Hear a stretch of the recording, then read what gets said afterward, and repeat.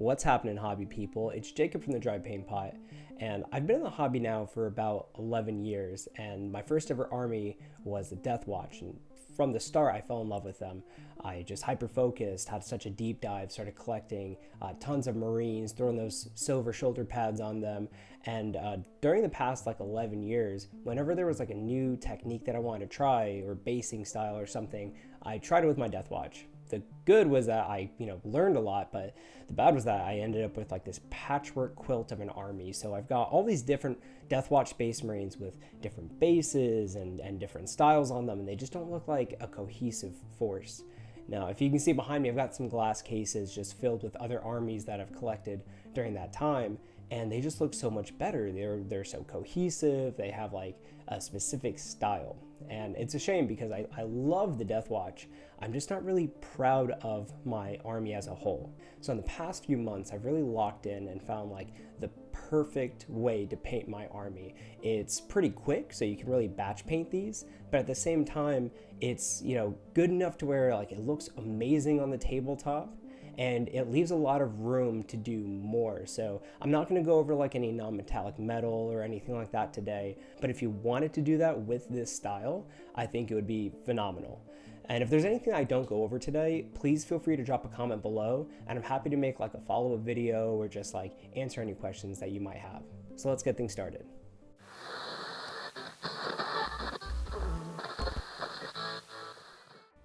Before we begin painting, we first want to prime our model black. I like to use Chaos Black by Games Workshop, but you can get away with a Rust-Oleum primer or an airbrush primer. I just wouldn't use a brush-on primer just because we want a really nice flat coat to start with. If that's what you have, then make do, go for it, but I really suggest just a spray-on primer. The next step is to take a picture of both the front and the back of the model under an extreme bright light, just right overhead. So the reason we do this is to figure out where all the shadows are going to be on the model and where all the brightest points are going to be, so we can place our highlights in the right spots and really darken any specific recesses where those shadows should be. The most important tool that you'll need for this tutorial is a makeup sponge. You can find these almost anywhere: Walmart, Walgreens, Amazon, you name it, they've got them. They're really inexpensive, and you'll get amazing results from your blends if you use one of these tools. Before we begin painting, make sure to wet the sponge and wring it out in a paper towel and take most of the moisture out of that sponge. And then dip the sponge into our first color, which is going to be Eshin Gray, and remove most of it either on a paper towel or by dabbing on your hand. I like to do a little mix of both, first with the paper towel and then on my hand, just to make sure that we have just a little bit of paint being transferred. With less paint on the sponge, we have more control. This color is going to cover a bulk of the model's surface, so it's okay if you apply a lot here. We just want to leave out any of those deepest recesses so they stay jet black. You should hit a point to where when you look in the model, most of it is gray, and that's okay. That's what we're looking for. It's going to be a little bright right now, but we're going to wash everything a little later and bring down those highlights. With our model now 80% covered in Eshin Gray, we can now move on to a lighter gray. So for this I used Dawnstone, but if you don't have that, use anything just lighter than the last layer. And refer to the picture that we took in the beginning so we can place these highlights in the right spaces.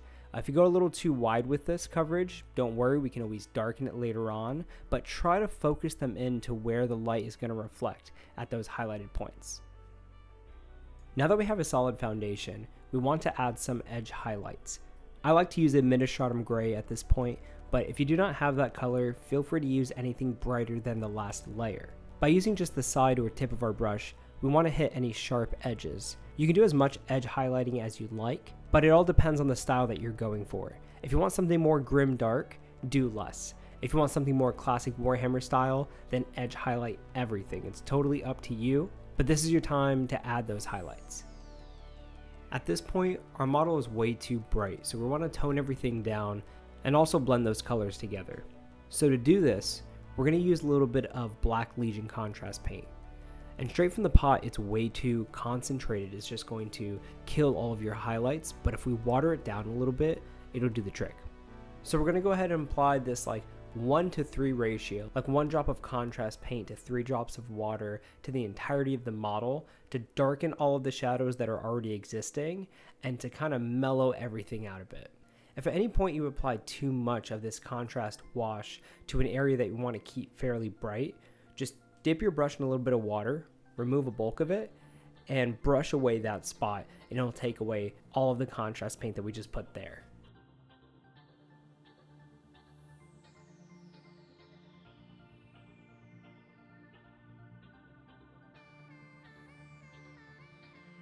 Once that's all dry, go back with the Administratum Gray and touch up any of those extreme highlights to make sure that they're nice and bright. This is the point to where if you edge highlighted everything, just focus in on those highest areas, those edges that you really want to pop.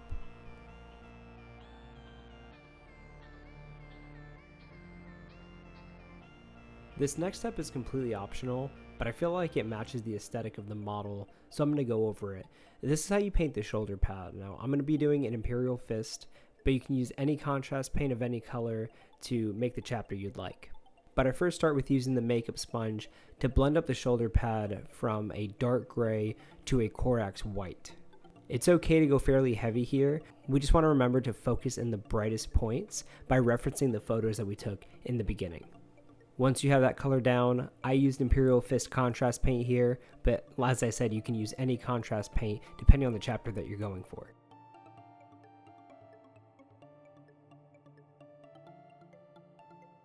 While we wait for that to dry, let's take a look at that left arm. The silver Deathwatch arm is so iconic, and a lot of people go really bright here, but I actually like to stay pretty dark. I go for an Iron Warrior silver rather than any other color because I feel like it just blends in better. Feel free to go brighter here, but I feel like if you go too bright, it gets a bit distracting and it doesn't leave a lot of room for highlights. So we're just going to start here with a standard base coat. Cover the entirety of the arm and the Inquisition symbol because we're just going to paint over that in a little bit anyway. Once that's dry, paint that Inquisition eye with Skull Crusher brass and wash the entirety of the arm with Nuln Oil. Feel free to go fairly heavy here because we're just going to brighten everything up a little later anyway.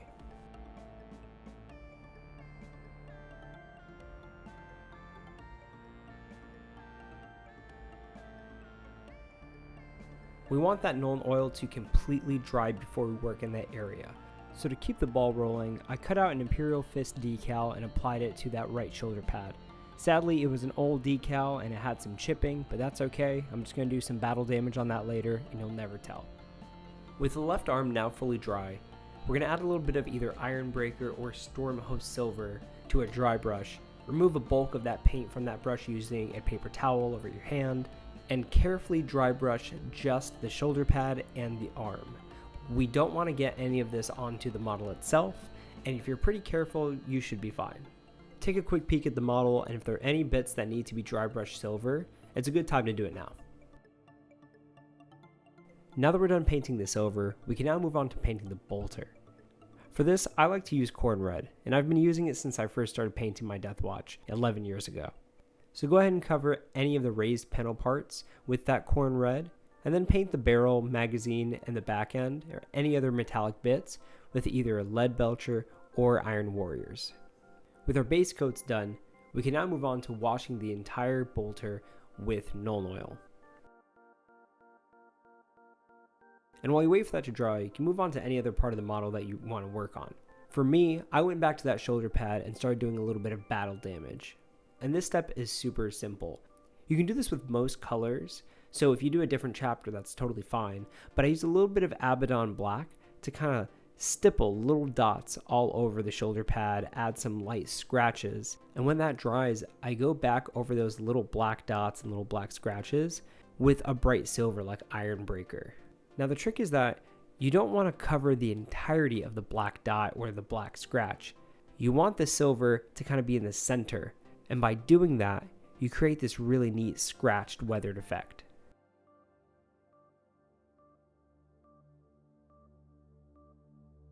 So we're moving on to any part of the model that we want to look like leather. And I do have a more in-depth like leather technique, but for now, we're just going to keep something simple to where we can batch paint these and still have them look nice. But if you're interested in a more in-depth leather tutorial, something that looks really like perfectly worn leather, leave a comment below and I'll be happy to make one in my next video. But let's go back to a color that we used on the armor and use some Eshin Gray to just kind of stipple the edges of anything that we want to be leather. So whether it be the pistol holster or the straps, we're just going to focus on the edges and try to leave the centers that deep dark black. Any flat surfaces are great for scratches, and you can add as many or as little as you like depending on how worn you want it to look. But after you do that, go back over the areas with some Dawnstone. Just be a little more conservative with this application. Once you're done with that, cover everything you just painted in snakebite leather contrast paint.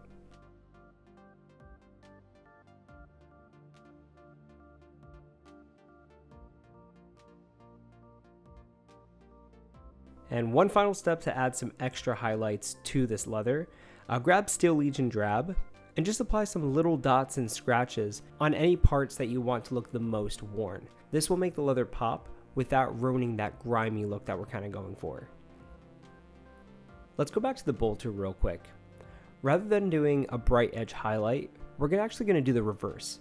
We're going to use Abaddon Black to do another stippling motion, nice and jagged along every sharp edge, and then we're going to fill in those black spaces with a bright silver like Ironbreaker again.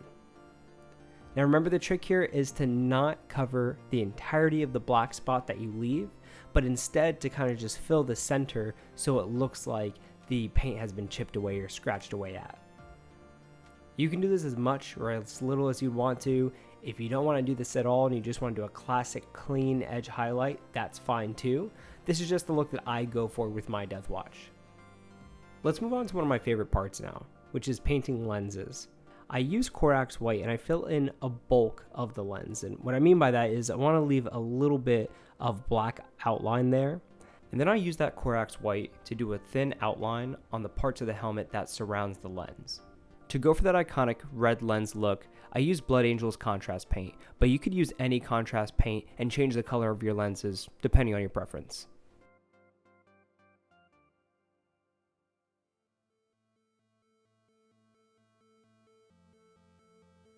If you want to add further highlights, take the Corax White or a little bit of White Scar, go over just the center of that lens, and then do an additional coat of either Blood Angel's Red or perhaps like an orange contrast paint to really make that lens pop.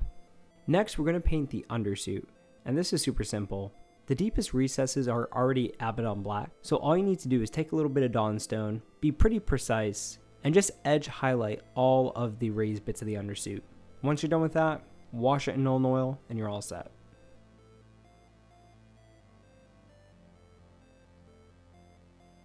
Whether it be on a bolt gun or on a Space Marine's armor, there's always a really cool screen. And to paint those, all you need are 3 paints: a dark green, a middle tone green, and yellow. Starting with your darkest green, which I use Wa Flesh for this, you want to do a base coat of the screen itself. And once there's a sufficient base coat, add in a little bit of Warpstone Glow or your mid green, and you're going to want to paint a diagonal portion of that screen.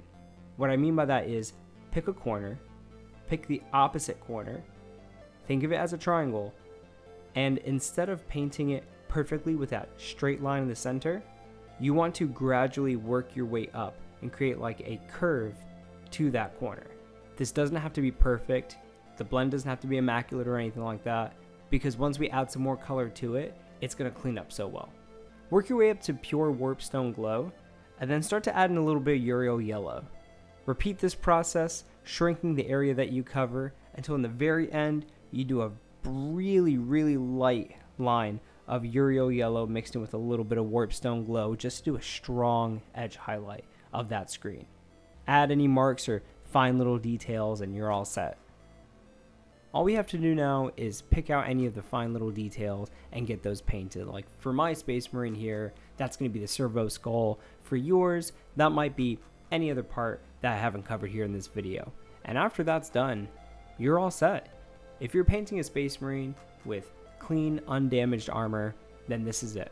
But since I already did battle damage on the shoulder pad, I figured I might as well just do it for the rest of the model itself. And for that, I'm not changing up my formula, just a little bit of Abaddon black randomly on some sharp edges, a couple little scratches of it here and there, and then going back over those spaces with a bright silver, whether it be Ironbreaker or something a little brighter than that. And if you followed along with me, you should have a Deathwatch Space Marine that looks amazing and is ready to hit the table. Be sure to base it to match the theme of your army, and you're all done. It's such a good feeling to finally get a new video out. It's been a while, a couple years since I posted my last one, so I just want to thank everyone who's been around for a while. I appreciate your support. And if it's your first time here, be sure to check out my Instagram at The Dry Paint Pot. I post updates there, and I show off a lot of projects that I'm currently working on. So as always, wash your brushes, clean your paint pots, and keep on painting.